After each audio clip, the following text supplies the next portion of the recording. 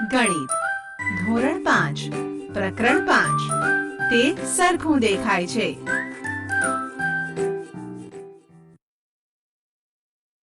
ચાલો રંગના એક ટીપાથી પેટર્ન બનાવીએ. આ પેટર્ન સોનુએ રંગના એક ટીપાથી બનાવી છે. સુંદર છે ને?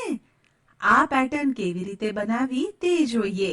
આવી રીતની પેટર્ન બનાવવા માટે સોનુએ એક કાગળ લીધો. કાગળને આ રીતે અડધો થાય તેમ ગળી વાળ્યો.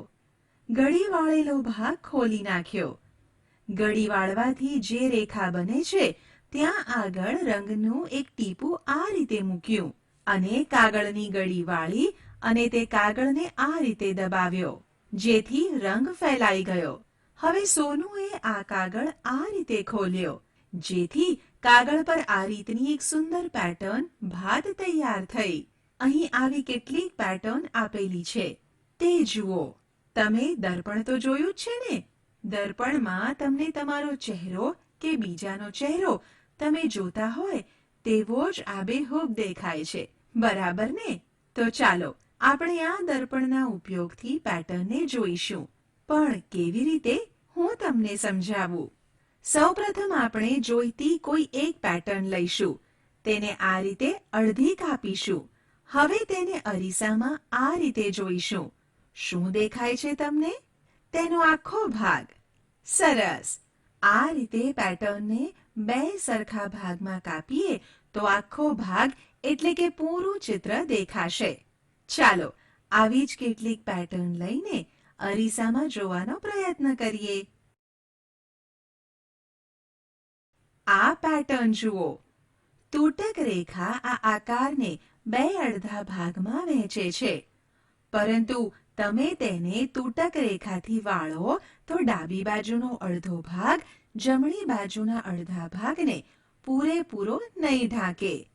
આથી આ બે અડધા ભાગ એવા નથી કે દર્પણ સામે રાખવાથી પૂરું ચિત્ર બને. અહીં દર્શાવેલ બીજી પેટર્ન જુઓ. જો તમે તેને તૂટક રેખાઓથી વાળો તો જમણો અડધો ભાગ ડાબા અડધા ભાગને પૂરો ઢાંકશે. તેથી આ બે અડધા ભાગને દર્પણ સાથે રાખતા પૂરું ચિત્ર બનશે. અહીં આવી જ બીજી બે પેટર્ન આપેલ છે. જેને તૂટક રેખાઓથી વાળો તો જમણો અડધો ભાગ ડાબા અડધા ભાગને પૂરો ઢાંકશે. તેથી બનતા આ અડધા ભાગોને દર્પણ સામે રાખતા પૂરું ચિત્ર બનશે. ઉદાહરણ. તૂટક રેખાથી બે ભાગમાં વહેંચાતા આકારોમાંથી કયા આકારો દર્પણ સામે રાખવાથી પૂરું ચિત્ર બનશે? આપેલ આકારોને દર્પણ સામે રાખવાથી આકાર 1માં પૂરું ચિત્ર બનશે. આકાર 2માં પૂરું ચિત્ર બનશે. આકાર 3માં પૂરું ચિત્ર નહીં બને. આકાર 4માં પૂરું ચિત્ર બનશે. આકાર 5માં પૂરું ચિત્ર બનશે. આકાર 6માં પૂરું ચિત્ર બનશે. આકાર 7માં પૂરું ચિત્ર બનશે. આકાર 8માં પૂરું ચિત્ર બનશે. આકાર 9માં પૂરું ચિત્ર નહીં બને. આકાર 10માં પૂરું ચિત્ર નહીં બને. આકાર 11માં પૂરું ચિત્ર નહીં બને. આકાર 12માં પૂરું ચિત્ર નહીં બને. આકાર 13માં પૂરું ચિત્ર બનશે. આકાર 14માં પૂરું ચિત્ર નહીં બને. આકાર 15માં પૂરું ચિત્ર બનશે.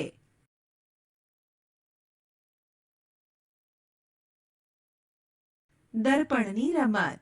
ચાલો આ સમજવા એક ઉદાહરણ લઈએ. અહીં કૂતરાનું એક ચિત્ર છે. આ ચિત્રમાં કૂતરાના આગળના ભાગ પર ત્રુટક રેખા દોરેલી છે. જો એક દર્પણને ત્રુટક રેખા પર મૂકીએ તો રેખાની જમણી તરફના કૂતરાનો ભાગ દર્પણ પાછળ ઢંકાઈ જશે અને બાકીનું ચિત્ર દર્પણમાં આ રીતનું દેખાશે. અહીં દર્શાવેલી કૂતરાની આકૃતિ જુઓ. તમે આ તૂટક રેખા પર દર્પણ રાખશો તો તમને આવો આકાર દેખાશે. આપેલ તૂટક રેખામાંથી આ જગ્યાએ દર્પણ રાખતા ચિત્રનો આ ભાગ દર્પણ નીચે ઢંકાય છે. આ જ રીતે આપેલ ચિત્રમાં જુદી જુદી જગ્યાએ આ રીતની તૂટક રેખાઓ દોરીશું અને જુદી જુદી જગ્યાએ તૂટક રેખા પર અરીસો મૂકતા જુદા જુદા આકારો મળશે જે અહીં દર્શાવેલ છે તેને ધ્યાનથી જુઓ. અહીં બીજો આકાર આપેલ છે. આ જ રીતે આપણે આપેલ ચિત્રમાં પણ જુદી જુદી જગ્યાએ તૂટક રેખાઓ દોરી તેનાથી બનતા આકારો પણ જુદા જુદા મળશે. જે અહીં દર્શાવેલ છે તે ધ્યાનથી જુઓ. જોઈ દર્પણની રમત? આમ કોઈ પણ આકારને તમે તે આકારના જુદા જુદા ભાગ પર મૂકી કેવા આકારો મળે છે તે જોયું. બરાબર ને? ચાલો હવે આપણે આપેલ આકારને અડધો આંટો ફેરવતા કેવો આકાર મળે તે જોઈએ. અડધો આંટો ફેરવો. આ સમજવા એક વાર્તા સાંભળીએ. એક રાજા હતો.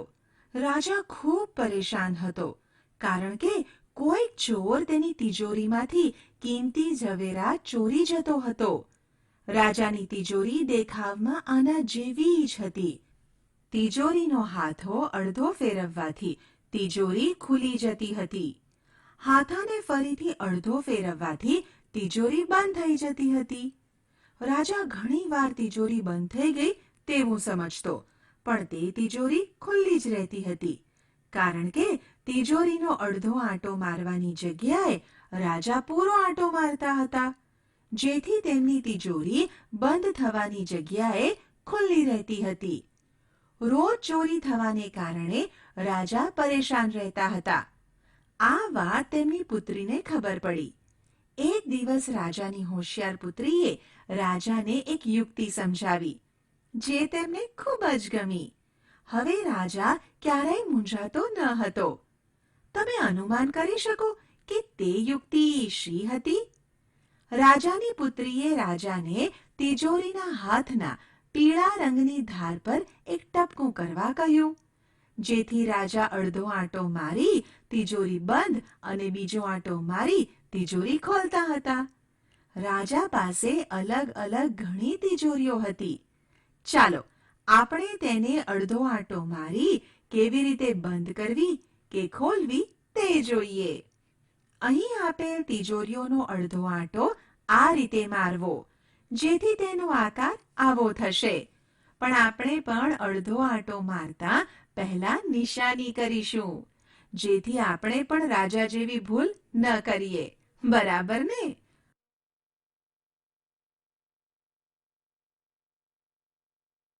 અડધો આંટો ફેરવવાથી એમનું એમ. નીચે આપેલા આકારોમાંથી કોને અડધો આંટો ફેરવવાથી એનો એ જ આકાર દેખાય? આ આકારો જોઈને બતાવવું અઘરું લાગે છે. જો હા, તો તમારું અનુમાન ચકાસવાનો એક રસ્તો છે. કોઈ પણ એક આકાર લો, એક કાગળ પર તેને આ રીતે અંકિત કરો. હવે જે આકાર લીધો હોય તે આકારને અંકિત રેખા પર રાખી તેને અડધો આંટો ફેરવો. જુઓ કે તે આકાર તેની અંકિત રેખાને ઢાંકે છે.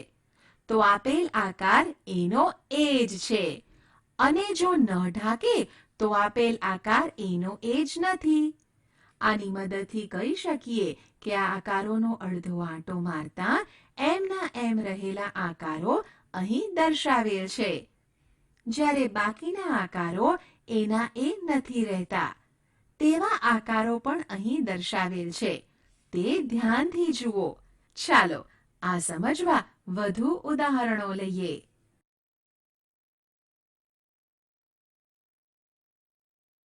ઉદાહરણ: તમે ABCD તો જાણો છો, તો ચાલો મને બતાવો કે કયા આકારો અડધો આંટો ફેરવવાથી એના એ જ રહે છે. ઉકેલ: અહીં દર્શાવેલ અક્ષરો H, I, N, O, S, X અને Z અડધો આંટો ફેરવવાથી એના એ જ રહે છે. ઉદાહરણ: નીચે દર્શાવેલ અંગ્રેજી શબ્દોને અડધો આંટો ફેરવતા એના એ જ શબ્દો વંચાય. ઝૂમ, મો, સ્વિમ્સ, સિસ, નૂન. ઉકેલ: મો, સ્વિમ્સ, સિસ, નૂન.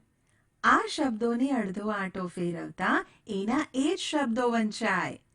ઉદાહરણ 0 થી 9 સુધીના અંકોને અડધા આંટામાં ફેરવો. તેનાથી કયા અંકો મૂળ અંકો જેવા દેખાશે?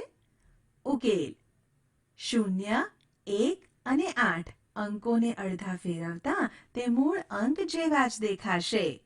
ઉદાહરણ 2, 3 અને 4 અંકોવાળી સંખ્યાઓ વિશે વિચારો જેને અડધી ફેરવતા એની એ જ સંખ્યા લાગે.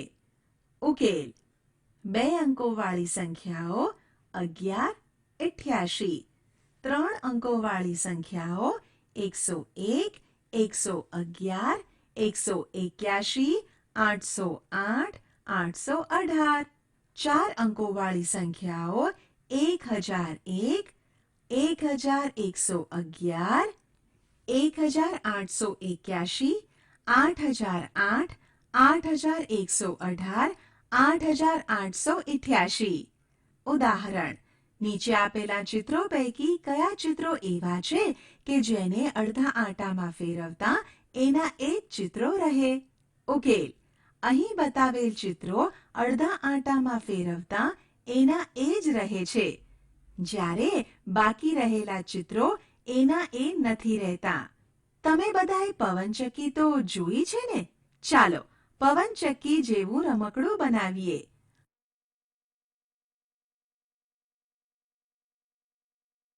પ્રવૃત્તિ પવનચક્કી બનાવવી. સાધન કાગળ, પેન, ટાંકણી, દાંડી. 1. સૌ પ્રથમ એક કાગળનો ટુકડો લો. 2. તેને બતાવ્યા મુજબ ગળી વાળો. 3. ગળી વાળતા નીચે બચેલા કાગળના ભાગને આ રીતે કાપી લો. બાકી રહેલો કાગળનો ટુકડો ચોરસ જેવો દેખાય છે ને? 4. તેને આ રીતે ગળી વાળો અને પછી ગળી ખોલો.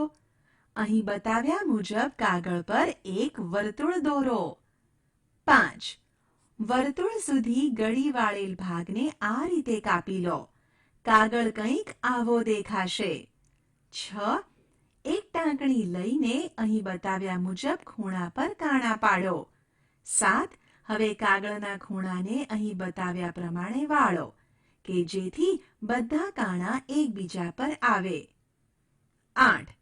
ટાંકણીને બધા કાણામાંથી પસાર કરી દાંડી પર લગાડી દો. આ રીતે તમારી પવનચક્કી તૈયાર થઈ ગઈ. પવનચક્કી અડધો આંટો ફેરવતા આવી દેખાશે. પવનચક્કીને 1/4 આંટો ફેરવતા આવી દેખાશે.